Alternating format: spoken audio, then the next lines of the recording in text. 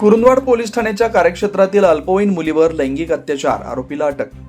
Kurundwad police ठाण्याच्या हद्दीतील एका गावातील अल्पवयीन मुलीवर तिच्या वडिलांना जीवे मारण्याची धमकी देऊन लैंगिक अत्याचार केल्याची धक्कादायक घटना समोर आली.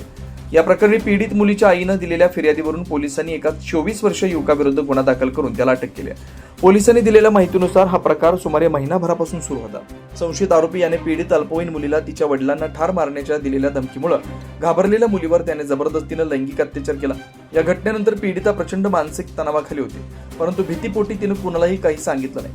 सोमवारी मध्यरात्रीच्या सुमारास आरोपीनं पुन्हा एकदा पीडित मुलीला एकटी गाठून तिच्यावर अत्याचार केला. यानंतर पीडितेनं घडलेला प्रकार आपल्या आईला सांगितला.